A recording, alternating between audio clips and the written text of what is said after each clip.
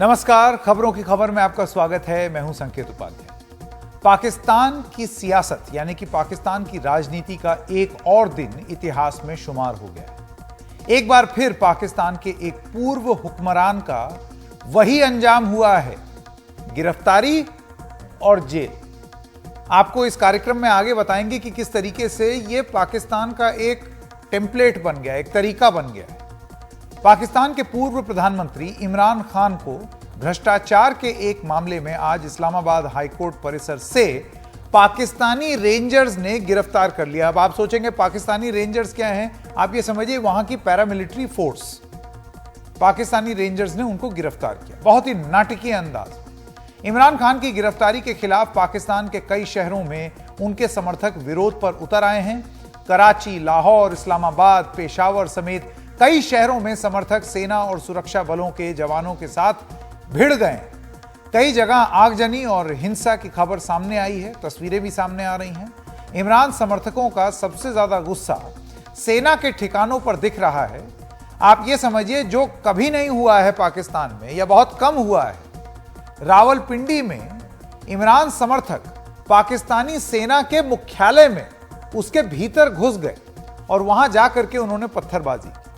पाकिस्तान के पंजाब प्रांत में इमरान समर्थक मियांवाली एयरबेस के अंदर घुस गए और वहां लगे एक लड़ाकू विमान के मॉडल को आग लगा दी।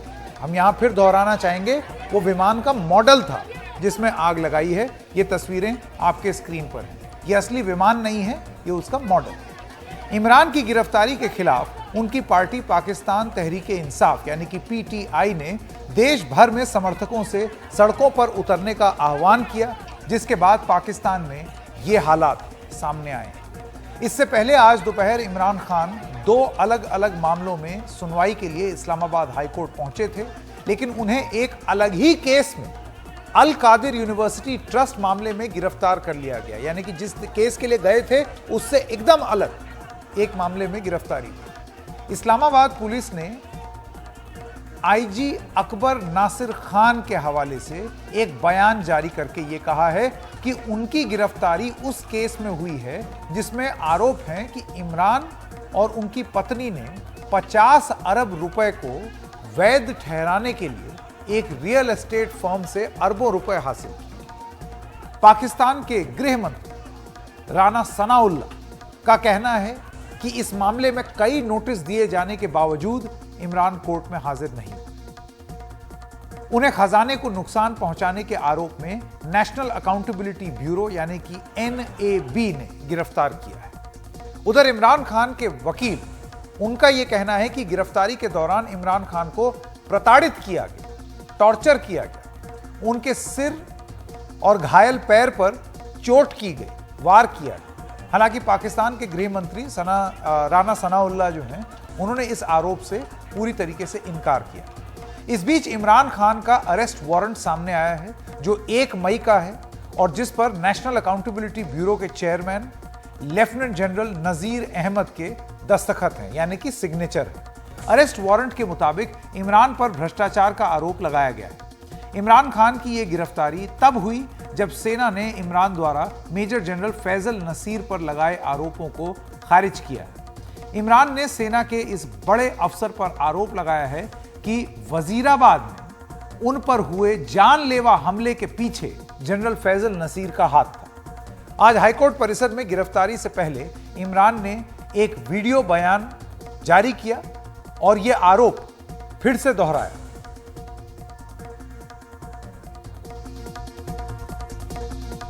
इस आदमी ने 2 दफा मुझे कत्ल करने की कोशिश की और जब भी इन्वेस्टिगेशन होगी मैं ये साबित करूंगा कि ये वो आदमी था और इसके साथ एक पूरा टोला है। और इसके साथ कौन है वो भी सब कौम को पता है। आज सोशल मीडिया के जमाने में सबको पता है वो कौन है। सवाल मेरा ये है कि क्या एक मुल्क का एक्स प्राइम मिनिस्टर, क्योंकि इस आदमी का नाम आ गया, मैं अपना एफआईआर नहीं कटवा सका?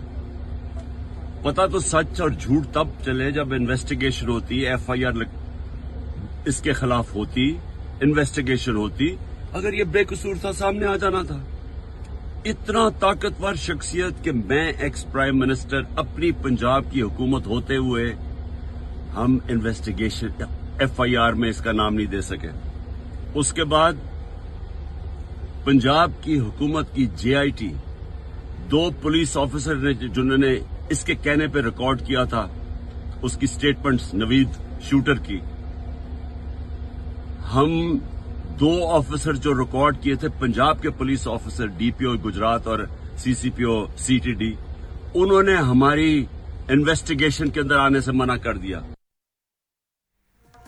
इस बीच इस्लामाबाद हाईकोर्ट परिसर की वो तस्वीरें भी सामने आई हैं जिसमें इमरान खान की गिरफ्तारी के दौरान पाकिस्तानी रेंजर्स द्वारा कोर्ट परिसर में की जा रही तोड़फोड़ दिख रही है। ये वो तस्वीरें हैं आपके स्क्रीन पर, जरा फुल फ्रेम चले जाते हैं। ये वो तोड़फोड़ लगातार हो रही है स्क्रीन पर।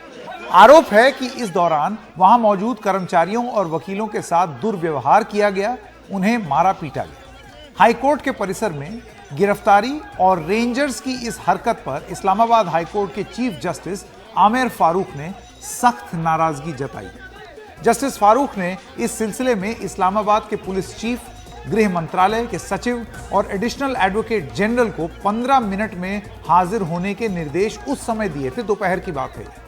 चीफ जस्टिस फारूक ने सख्त लहजे में कहा कि वो इस मामले में संयम दिखा रहे हैं और चेतावनी दी कि अगर इस्लामाबाद के पुलिस चीफ कोर्ट में हाजिर नहीं हुए तो प्रधानमंत्री को तलब करेंगे, यानी कि कोर्ट, अदालत प्रधानमंत्री को तलब करेगी। कोर्ट आइए, ये उन्होंने बोला है, और हमें बताइए कि इमरान को क्यों और किस मामले में गिरफ्तार किया गया है, ये अदालत ने कहा।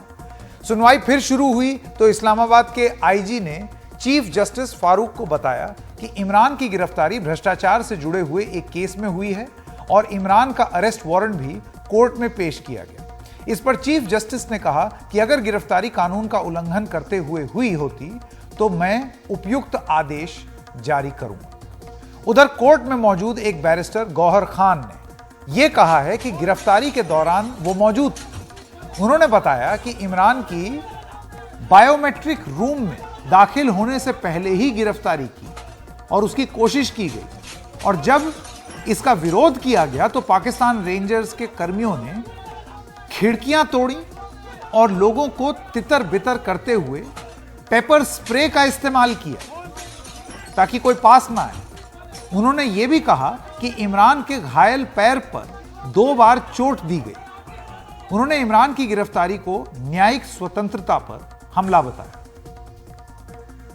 रेंजर के सब लोगों ने सबसे पहले हाईकोर्ट का जो मेन गेट है उसको तोड़ा, उसकी शीशे तोड़े। उसके बाद जो अंदर बायोमेट्रिक की भी जगह होती है वो अंदर बायोमेट्रिक का सारा कुछ फाड़ के चले गए, तोड़ के गए। फिर उसका दरवाज़ा भी तोड़ दिया, फिर उसके शीशे भी तोड़ दिए और अंदर आया।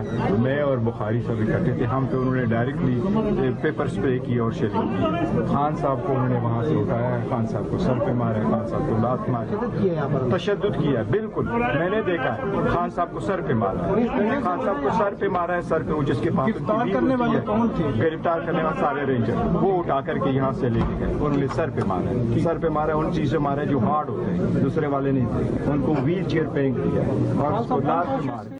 उधर इमरान की जो पार्टी है पाकिस्तान तहरीक इंसाफ यानी कि PTI, उसके उपाध्यक्ष फवाद चौधरी ने आरोप लगाया है कि इमरान का कोर्ट परिसर से अपहरण किया गया है और उन्हें प्रताड़ित किया जा रहा है। PTI ने अपने एक ट्वीट में गिरफ्तारी के दौरान रेंजर्स की मारपीट से घायल इमरान खान के वकील की तस्वीर जारी की और इसे पाकिस्तान के लिए काला दिन बताया। PTI के महासचिव असद उमर ने ट्वीट करके कहा है कि पाकिस्तान के सबसे बड़े राजनेता को गिरफ्तार किया गया है। पूरी दुनिया देख रही है कि इस देश में कोई कानून नहीं है। उन्होंने बताया कि PTI के वाइस चेयरमैन शाह महमूद कुरैशी की अध्यक्षता में 6 सदस्यों की कमेटी बनाई जाएगी जो आगे की कार्रवाई तय करेगी। उधर शाह महमूद कुरैशी ने कहा कि इमरान खान की सुरक्षित रिहाई के लिए राजनीतिक और कानूनी लड़ाई आगे चल के लड़ी जाएगी। उन्होंने देश भर के लोगों से आह्वान किया है कि वो अपने परिवारों के साथ सड़कों पर उतरें। आज आपको अपने घरों से निकलना होगा अपने अजीम कायद इमरान खान के लिए, जो आपके मुस्तकबिल की लड़ाई लड़ रहा है। आज घर कोई ना बैठे। आज अगर आप पाकिस्तान को हकीकी आजादी की तरफ माइल करना चाहते हैं और एक नए पाकिस्तान की दाग बेल डालना चाहते हैं तो निकलिए अपने बच्चों के साथ, अपनी फैमिलीज के साथ, अपने साथियों के साथ और इजहार यकजहती कीजिए इमरान खान के साथ। उधर पाकिस्तान के प्रधानमंत्री शहबाज शरीफ ने इमरान की गिरफ्तारी को एक कानूनी कार्रवाई बताया। कहा कि इमरान चाहते हैं कि कोर्ट उनके हिसाब से काम करे। उन्होंने ये भी कहा कि सेना को बेवजह निशाना बनाया जा रहा है। इस बीच इमरान खान की गिरफ्तारी के खिलाफ पाकिस्तान के कई शहरों में विरोध प्रदर्शन की तस्वीरें भी सामने आ रही हैं। कराची में सड़कों पर उतरे इमरान खान की पार्टी पीटीआई के कार्यकर्ताओं को तितर-बितर करने के लिए पुलिस ने आंसू गैस का इस्तेमाल किया। रावलपिंडी में पीटीआई कार्यकर्ताओं ने सेना मुख्यालय पर पथराव किया। लाहौर में पाकिस्तान सेना के कोर कमांडर के घर पर पीटीआई के कार्यकर्ता घुस गए और वहां उन्होंने तोड़-फोड़ किया। ये जो तस्वीरें आप देख रहे हैं, ये रावलपिंडी में जो हेडक्वार्टर्स है ना आर्मी का एक बड़ा दबदबा माना जाता है कि आर्मी से आप तालाब में रह के मगरमच्छ से बैर नहीं कर सकते। उस तरीके की बात वहां की आर्मी के लिए कही जाती है। और यहां पर उसी आर्मी के हेडक्वार्टर का गेट खोल करके लोग अंदर टहले चले जा रहे हैं पाकिस्तान में। इस तरीके की तस्वीरें भी देखने को मिली। इमरान खान की गिरफ्तारी से पहले भी उनकी गिरफ्तारी की गई और उसकी कोशिशें की गई। गिरफ्तारी नहीं हुई लेकिन कोशिशें की गई। लाहौर के जमा पार्क पुलिस ने उनके घर पर भी छापा मारा था, लेकिन इमरान वहां से निकलने में कामयाब रहे थे। आपको बता दें कि इमरान खान के खिलाफ 100 से ज्यादा केस दर्ज हो चुके हैं, जिसमें देशद्रोह से लेकर के भ्रष्टाचार तक के आरोप लगाए गए। पाकिस्तान के वरिष्ठ पत्रकार इम्तियाज गुल ने इमरान खान के खिलाफ इस तरह हुई कार्रवाई को गलत बताया है और इसके लिए सेना को जिम्मेदार ठहराया। देखिए, असर तो कोई अच्छा नहीं होगा ना। ये एक ऐसी सिचुएशन है कि इससे पहले जुल्फिकार अली भुट्टो को गिरफ्तार किया गया, उनको फांसी लटका दिया गया। बाद में बेनजीर भुट्टो साहिबा को गिरफ्तार किया गया, उनको एग्जाइल होना पड़ा। नवाज शरीफ को गिरफ्तार करके सजा सुनाई गई। अब इमरान खान की बारी है। तो पाकिस्तान के लोगों को, जितने भी दानिश लिखारी भी हैं, जितने भी एंकर्स हैं, उन सबको और जितने पॉलिटिकल एक्टिविस्ट हैं, उनको इस पॉइंट ऑफ व्यू से देखना चाहिए कि कितना एक ब्लैक डे है इस लिहाज से कि एक लीडर पूर्व प्राइम मिनिस्टर वो अदालत में पेश हो रहा है, पेश होने के लिए आया, उसके बायोमेट्रिक्स हो रहे हैं और उसको वहां से गिरफ्तार किया जाता है और वो भी पैरामिलिट्री फोर्सेस के जरिए। तो ये हमारी जितनी भी डेमोक्रेटिक फोर्सेस हैं, वो लोग जो कि कल तक ये रोना रो रहे थे कि उनको गिरफ्तार किया गया, नेशनल अकाउंटेबिलिटी ब्यूरो को पॉलिटिकल इंजीनियरिंग के लिए इस्तेमाल किया गया, उन तमाम लोगों को आज इस पॉलिटिकल इंजीनियरिंग के इस नेशनल अकाउंटेबिलिटी ब्यूरो की सेक्शन बल्कि उसको कंडेम करना चाहिए। और सिंपल सी बात है कि ये इमरान खान को हर हाल में गिरफ्तार करना चाह रहे थे। आज उन्होंने उसका एक बहाना उनको मिल गया, जब उसके साथ लोग नहीं थे तो वो एक डिसेप्शन उन्होंने डिप्लॉय की और उसके जरिए गिरफ्तार कर लिया। लेकिन इसका पाकिस्तान के लिए मैं नहीं समझता कोई नेकनामी होगी। पाकिस्तान के लिए, पाकिस्तान में रूल ऑफ लॉ के लिए कुछ अच्छा नहीं होगा और बड़ा चैलेंज है तमाम डेमोक्रेटिक फोर्सेस के लिए कि वो किस हद तक इसको कंडेम करते हैं। Forget about what happened in the past. क्या पाकिस्तान, सवाल ये पैदा होता है कि क्या पाकिस्तान इसी ये घन चक्कर में, मनूस चक्कर में घूमता रहेगा हर वक्त? भले जो मर्जी कहें कि 50 अरब का है, 50 करोड़ का केस है। आप सबको मालूम है हमारे देशों में जिस किस्म का कानून है, क्रिमिनल प्रोसीजर एक्ट जो है, वो उसके तहत किसी भी इस किस्म के मुकदमे में आपकी गिरफ्तारी हो ही नहीं सकती। नैब ने जिस कानून के तहत गिरफ्तार किए, बड़े बड़े हमारे जो यहाँ पे लॉयर्स हैं, उनका कहना है कि ये अरेस्ट ही इलीगल है, इसलिए कि उन्होंने खुद अभी तक वो अरेस्ट वारंट रिसीव नहीं किया, ना उनके वकीलों ने रिसीव किया। और दूसरा, उससे बड़ी बात यह है कि इस आपके देश में, हमारे देश में इस किस्म के प्रॉपर्टीज के जहां पे बाकायदा ट्रांसफर हो चुकी हुई है, उसमें जब तक आप साबित नहीं कर सकते हैं कि उसमें कोई धोखा हुआ है, किसी को आप अरेस्ट नहीं कर सकते। तो एक प्लान था, उस प्लान पे आज उन्होंने अमल कर लिया है। और पाकिस्तान में पूर्व हुक्मरानों के जेल जाने का यह सिलसिला बिल्कुल भी नया नहीं है कि आप ये सोचें कि ये बड़ी अनोखी चीज हो रही है ना, इससे पहले भी होता रहा है। पाकिस्तान के इतिहास पर अगर आप नजर डालेंगे तो पता चलेगा कि वहां के कई प्रधानमंत्री जो हैं, प्राइम मिनिस्टर्स, उनका यही हाल हो चुका है। आइए ये सिलसिला शुरू करते हैं और शुरू करते हैं जनवरी सन 62 से 1962। पाकिस्तान के 5वें प्रधानमंत्री रहे हुसैन शहीद को इसलिए गिरफ्तार कर लिया गया क्योंकि उन्होंने जनरल अयूब खान के तख्ता पलट का समर्थन करने से मना कर दिया था। इस वजह से सितंबर 1956 से अक्टूबर 1957 तक ये प्रधानमंत्री रहे थे। इनका पूरा नाम है, आप स्क्रीन पर देख सकते हैं, हुसैन शहीद सोहरावर्दी। करीब 1 साल के लिए ये प्रधानमंत्री थे और इनका तख्ता पलट हो गया। अयूब खान बाद में पाकिस्तान के राष्ट्रपति बने। अब आइए बात करते हैं अगस्त सन 73 की। 1973 से जुलाई 1977 तक पाकिस्तान के प्रधानमंत्री रहे जुल्फिकार अली भुट्टो को सितंबर 77 में गिरफ्तार किया गया। उनकी गिरफ्तारी उनके ही मातहत और खासम खास रहे एक जनरल और पाकिस्तान के राष्ट्रपति बने जनरल जिया उल हक के दौर में हुई और जिया उल हक ने इस गिरफ्तारी का ऐलान किया। बाद में 4 अप्रैल 1979 को जिया उल हक के दौर में भुट्टो को अपने एक राजनीतिक विरोधी की हत्या के दोष में पाकिस्तान की सुप्रीम कोर्ट द्वारा फांसी की सजा दी गई। जुल्फिकार अली भुट्टो की बेटी और पाकिस्तान की प्रधानमंत्री रही बेनजीर भुट्टो के साथ ऐसा ही हुआ। बेनजीर 2 बार पाकिस्तान की प्रधानमंत्री रही। उन्हें सन 85, सन 86, उसके बाद सन 98, सन 99 और फिर 2007 में गिरफ्तार किया गया। इतनी बार 27 दिसंबर 2007 को एक रावलपिंडी में एक चुनावी रैली के दौरान आत्मघाती बम धमाके में बेनजीर भुट्टो की मौत हो गई। तब जनरल परवेज मुशर्रफ पाकिस्तान के राष्ट्रपति थे और बेनजीर की पार्टी पीपीपी ने हत्या के लिए परवेज मुशर्रफ को जिम्मेदार ठहराया।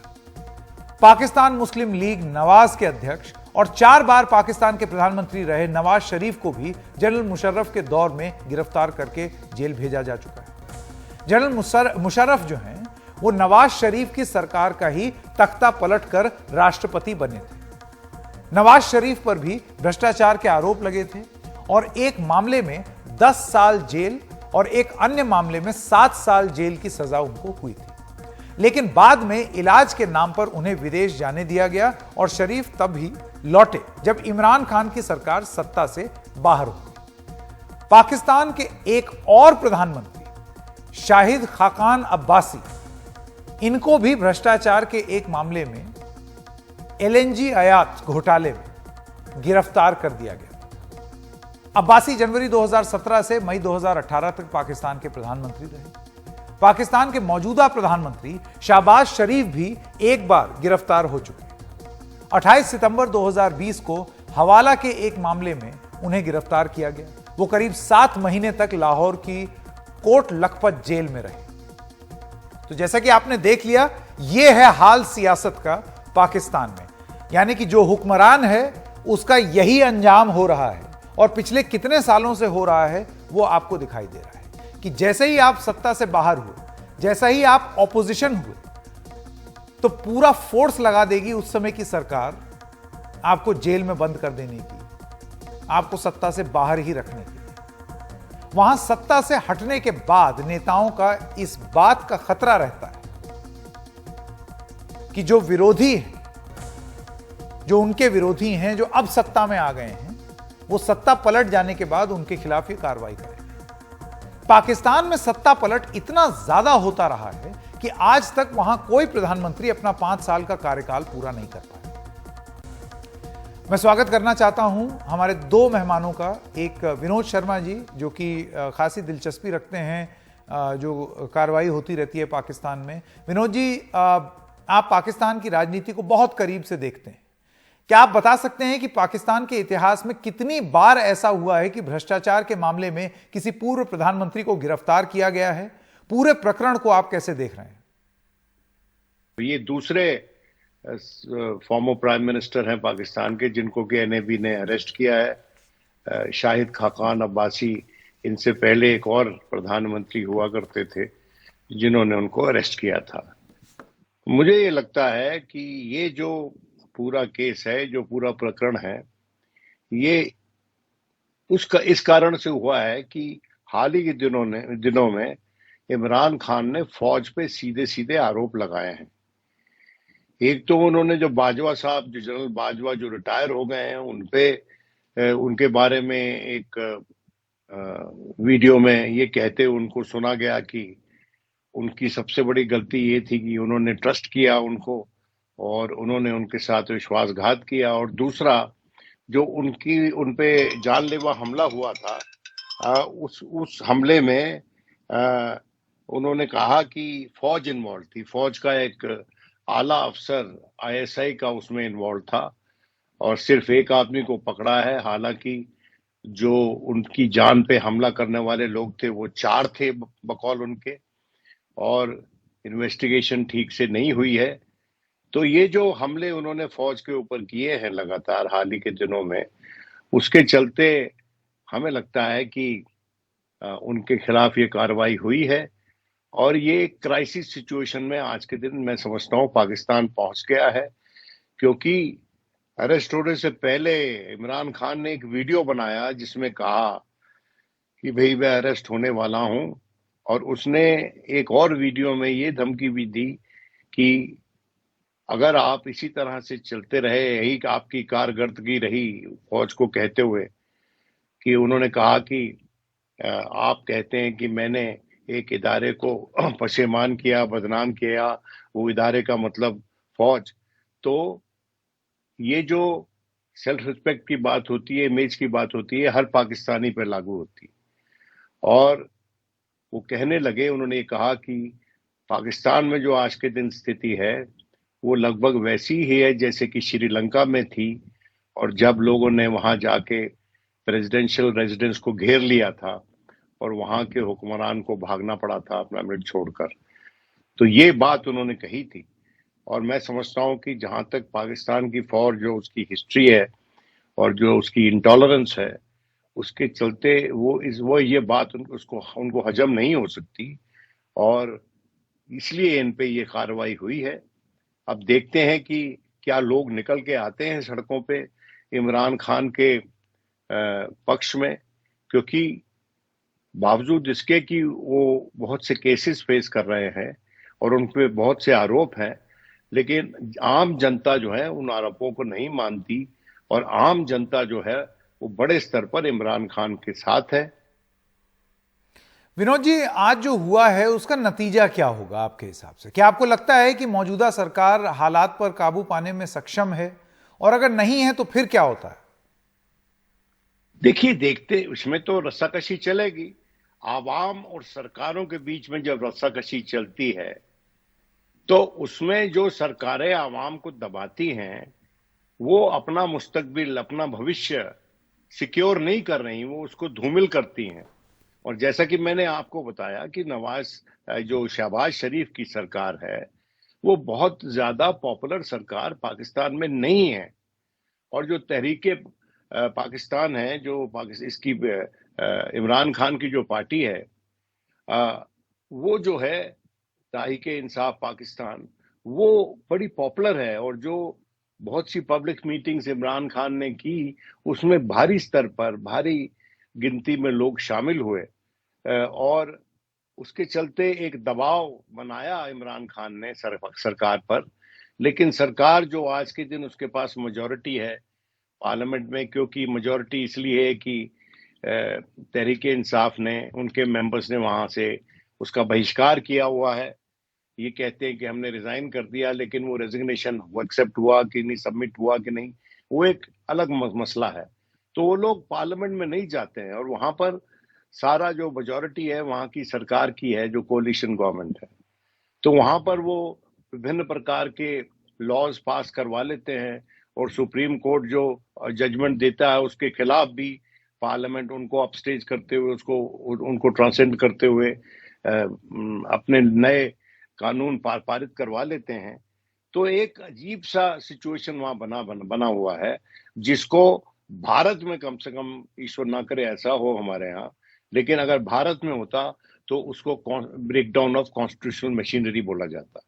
और ये जो breakdown of constitutional machinery Pakistan में है, जिसमें हर इदारा दूसरे इदारे के साथ भिड़ा हुआ है, एक बड़ी तंजीम, सियासी तंजीम तहरीक-ए-इंसाफ, वहाँ पर पाकिस्तान मुस्लिम लीग नवाज और पीपीपी और जेयूआई उनके खिलाफ भिड़ी हुई है।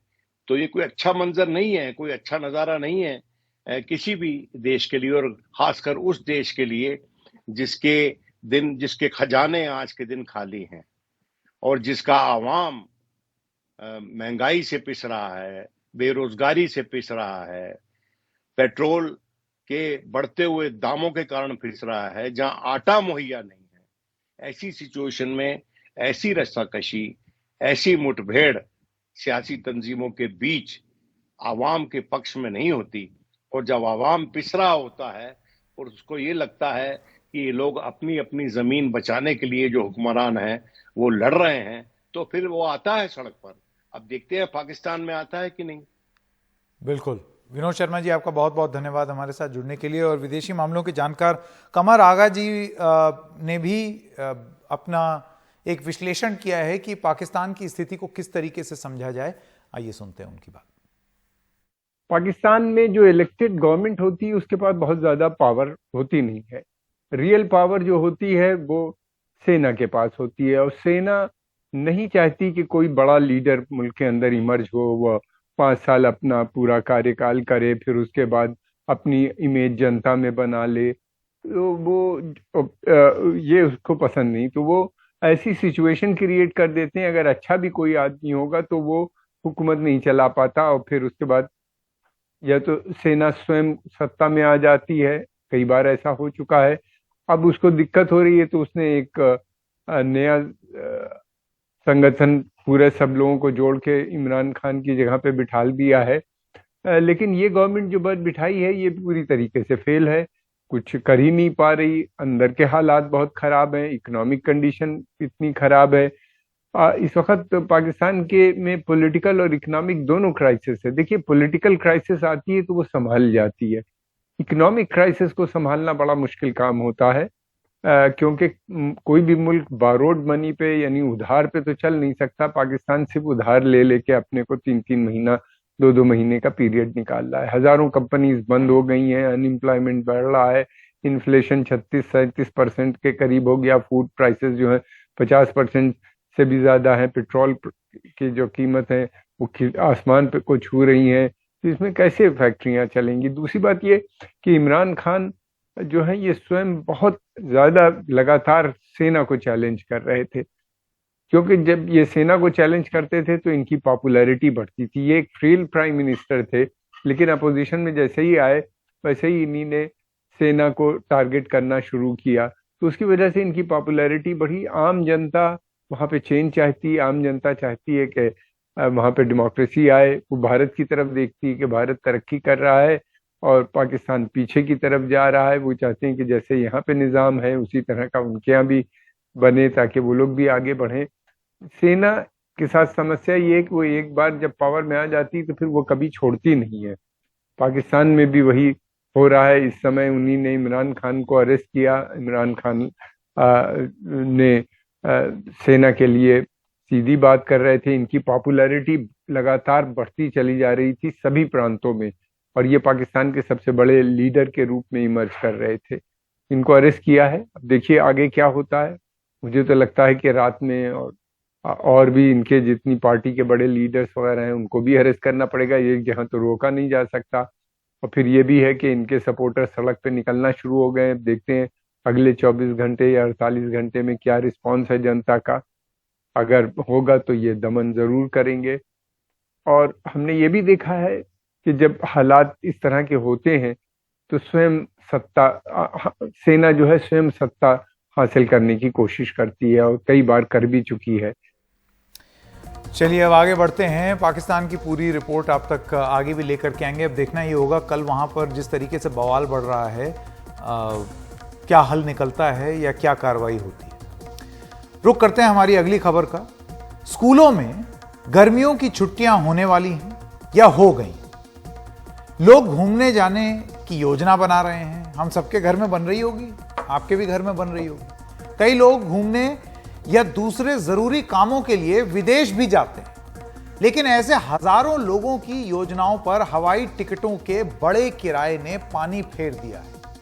लेकिन यह पूरा मसला है क्या, और क्या इसको रोकने के लिए या इसको कंट्रोल करने के लिए कोई तरीका इजाद नहीं किया जा सकता, या उसके बारे में बात हो रही है? आइए जानते हैं। क्या गर्मियों में यूरोप या दक्षिण एशिया में छुट्टी बिताने की आपकी पुरानी योजना बढ़ते हवाई किराए के कारण विफल हो रही है? उन छात्रों के बारे में क्या जो अपनी उच्च शिक्षा के लिए बाहर जा रहे हैं? So what happened was in January intake, the airfare price it was. जनवरी में मेरी इकोनॉमी क्लास के लिए हवाई यात्रा का किराया 1,20,000 था। मेरे लिए ये एक बड़ी कमी थी। मैंने स्टूडेंट एजुकेशन लोन लिया हुआ है। टिकट के लिए 1,20,000 खर्च करना मेरे लिए बहुत ज्यादा है। Then again I'll have to spend 120 on airfare ticket. So that is too much for me. I'm a middle class person, so I know how it is. आइए एक नजर डालते हैं साल दर साल बढ़ते हवाई किराए आपकी जेब पर कैसे भारी पड़ रहे हैं। पेरिस के आसपास की रोमांटिक सैर या कोलोसियम की यात्रा के लिए इंतजार करना होगा, क्योंकि भारत के, यूरोप के रोम और पेरिस जैसे शहरों के लिए राउंड ट्रिप हवाई किराए में 60 से 70% की भारी वृद्धि हुई है। दुबई बिलिंग की कीमत भी बहुत अधिक होने वाली है, क्योंकि नई दिल्ली और बेंगलोर से दुबई जाने वाले मध्य मार्गों में 40 से 50% की वृद्धि हुई है। यदि आप आखिरी मिनट के यात्री हैं तो आप परेशानी में हैं, लेकिन यदि आप आगे योजना बनाते हैं तो लोकप्रिय अंतर्राष्ट्रीय स्थलों के लिए 30 दिन पहले की गई बुकिंग सस्ती होती है। 30 दिन पहले की गई बुकिंग के लिए दिल्ली से पेरिस की एक तरफ उड़ान 31,187 और मुंबई से लंदन की एक तरफ उड़ान 38,800 रुपए की है। On the international, there are pockets. अंतर्राष्ट्रीय स्तर पर कुछ जगह है जहां हम हवाई यात्रा के दामों में बढ़ोतरी देख रहे हैं। हर साल ये बढ़ोतरी लगभग 20-25% है, क्योंकि इन सेक्टर्स में डिमांड बढ़ी है। ये यूरोप में हो रहा है। ये सप्लाई एंड डिमांड की बात है। सप्लाई उतनी बढ़ी नहीं है जितनी भारत से डिमांड आ रही है, इसलिए दामों में बढ़ोतरी हुई है। From the Indian side and hence the higher airfares. कुछ के लिए दोहरी मार, विशेष रूप से छात्रों के लिए। कुछ सबसे लोकप्रिय गंतव्यों के लिए वीजा आवेदनों में भी देरी हो रही है। I applied for my visa in February. 14th of February I applied for my first visa. मैंने अपने वीजे के लिए फरवरी में आवेदन किया था। 14 फरवरी को मैंने अपना पहले वीजे के लिए आवेदन किया था। उन्होंने बताया कि इस प्रक्रिया में 16 से 24 दिन लगेंगे। 20वें दिन मेरा वीजा नामंजूर हो गया था। उन्होंने मुझे टेम्परेरी स्टे का रीजन दिया। ये रीजन 1 साल पहले ही बैन कर दिया गया है। मैं उनके इस फैसले से संतुष्ट नहीं था। इससे मेरे प्लान पर असर पड़ा था। मैं अपनी पढ़ाई शुरू करने के लिए इंतजार कर रहा हूँ। It affects a lot of plans. I am eagerly waiting for my studies to start. चिंता ना करें, जबकि यूरोप दूर और महंगे सपने की तरह महसूस कर सकते हैं। कंबोडिया, थाईलैंड और वियतनाम जैसी गंतव्य भारतीय यात्रियों के लिए एक आकर्षक विकल्प हैं, जो सस्ती लेकिन विदेशी छुट्टियों की तलाश कर रहे हैं। और आइए अब कुछ राजनीति की बात कर ली जाए। शरद पवार के एनसीपी अध्यक्ष बने रहने के ऐलान के बाद अब राष्ट्रीय स्तर पर शरद पवार की भूमिका अहम होती नजर आ रही है। 11 मई को बिहार के मुख्यमंत्री नीतीश कुमार शरद पवार से मुलाकात करने आ रहे हैं। विपक्षी एकता के लिए शरद पवार पिछले कुछ हफ्तों में कई नेताओं से मुलाकात कर चुके हैं। 2024 के लिए विपक्षी गठजोड़ की कुछ उलझी हुई गांठों को शरद पवार जैसा दिग्गज नेता सुलझाने में मददगार हो सकता है। शायद इसीलिए 11 मई को नीतीश कुमार भी पवार से मिलने मुंबई आ रहे हैं। इसके पहले नीतीश और पवार दोनों अलग अलग विपक्ष के कई नेताओं से मिल चुके हैं। नीतीश उद्धव से भी मिलेंगे। बिहार प्रदेश के मुख्यमंत्री माननीय नीतीश कुमार जी 11 तारीख को मुंबई आ रहे हैं। मुंबई में वो माननीय उद्धव ठाकरे साहब शिवसेना पक्ष प्रमुख और माननीय शरद पवार साहब राष्ट्रवादी पार्टी के अध्यक्ष नेशनल प्रेसिडेंट, इन दोनों को मिलेंगे। 1 बजे पहले मातोश्री पे जाएंगे, उद्धव जी से बात होगी और उसके बाद माननीय शरद पवार जी से बात होगी और वो वापस पटना जाएंगे। एनसीपी के अध्यक्ष पद से इस्तीफा देने और उसे वापस लेने की कवायद के बीच शरद पवार की हैसियत राष्ट्रीय राजनीति में भी बड़ी है। वैसे भी महाराष्ट्र लोकसभा चुनावों के लिए अहम है। यूपी के बाद सबसे ज्यादा 48 लोकसभा सांसद महाराष्ट्र से आते हैं। महाविकास आघाड़ी एकजुट रहा तो बीजेपी को चुनौती दी जा सकेगी। राष्ट्रीय स्तर पर भी गठजोड़ में पवार की अहम भूमिका रहेगी।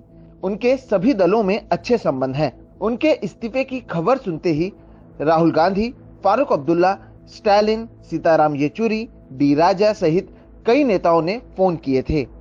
आदरणीय पवार साहब ने राजीनामा दिया था और उन्होंने कहा था कि मैं अब सिर्फ राष्ट्रवादी कांग्रेस के साथ काम करूंगा, अध्यक्ष पद पे नहीं रहूंगा। उस समय भी देश भर के बड़े नेता जो है, विभिन्न पक्ष के नेता जो है, उन्होंने उनके साथ संपर्क साधी और उन्हें कहा कि आपकी हमें ज़रूरत है, आप बने रहे इस पद पर, राष्ट्रवादी कांग्रेस के अध्यक्ष बने रहे और हम सब मिलकर एकजुट होकर बीजेपी के खिलाफ देश की सेवा में साथ में आएंगे। इसलिए ये कहना अनिवार्य है कि आदरणीय शरद पवार साहब जो है वो समविचारिक पक्ष को जोड़ने में एक महत्वपूर्ण भूमिका निभाएंगे। खुद शरद पवार ने इस्तीफा वापसी के समय विपक्षी एकता की जरूरत की बात कही थी।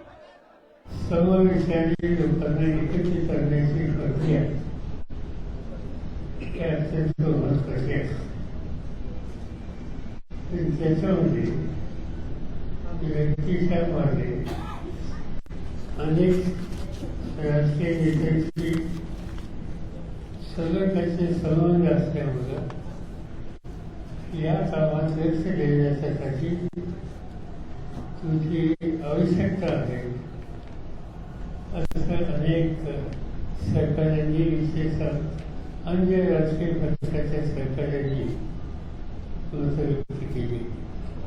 त्याच्यामध्ये काँग्रेसचे राहुल गांधी असतील, त्याच्यामध्ये काँग्रेस पार्टीचे सीताराम येचुरी असतील, असे अनेक नावं सांगता येतील की या सगळ्यांची या अँगलने लक्ष देण्यासाठी तुमची आवश्यकता आहे।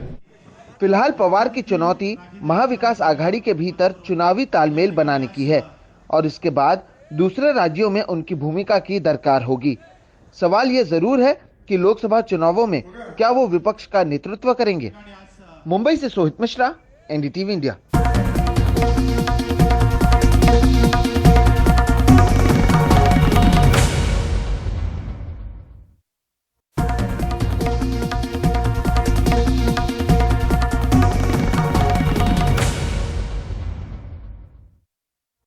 ब्रेक के बाद आपका स्वागत है।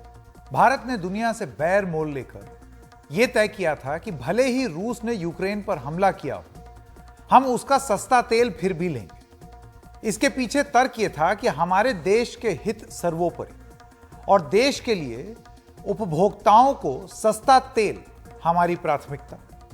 लेकिन अब तृणमूल कांग्रेस से सांसद जवाहर सरकार ने विदेश मंत्री को एक चिट्ठी लिखी है और उसमें एक बहुत बड़ी आशंका जताई। उन्होंने गुजरात की 2 रिफाइनरियों और एक अनजान कंपनी गतिक शिप मैनेजमेंट की भूमिका को लेकर गंभीर सवाल खड़े किए हैं।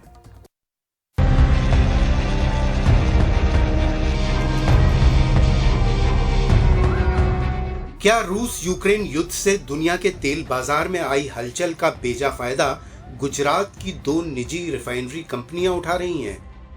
तृणमूल कांग्रेस के राज्यसभा सांसद जवाहर सरकार का यही दावा है।